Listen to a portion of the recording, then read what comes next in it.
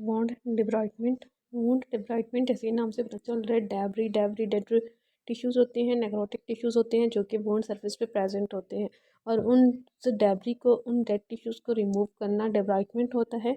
डिब्राइटमेंट की डेफिनेशन देख लेते हैं। Wound debridement is the process of removing dead, damaged और infected tissue from a wound to promote healing. तो जब तक ये डेड टिश्यू प्रेजेंट रहेगा, वूंड की हीलिंग स्टार्ट नहीं हो सकती, और अगर वूंड की हीलिंग होगी भी तो काफ़ी स्लो होगी।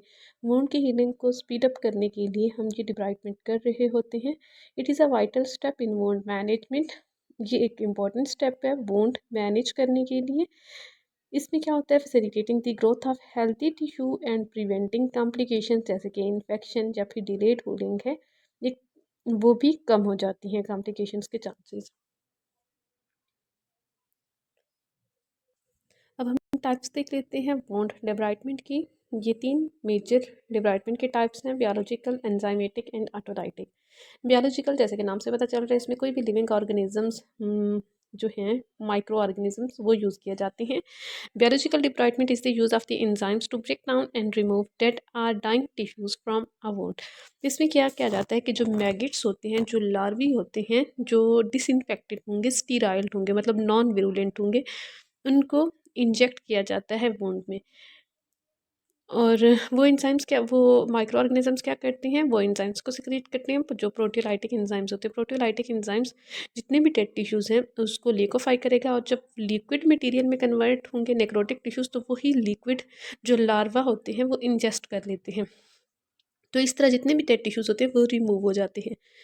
सेकेंड टाइप है एंजाइमेटिक डिब्राइटमेंट। इसमें एंजाइम्स जो हैं वो इंट्रोड्यूस किए जाते हैं। कमर्शियली सिंथेटिक एंजाइम्स होते हैं जो कि ड्रेसिंग के थ्रू इंट्रोड्यूस किए जाते हैं। Enzymatic debridement is the process of removing dead और damage tissues from a wound surface using enzymes.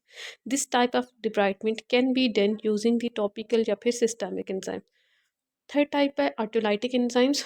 इसमें क्या होता है कि उसके पेशेंट की अपनी बॉडी के ही एंजाइम्स यूज़ किए जाते हैं, वही प्रोटीलाइटिक एंजाइम्स।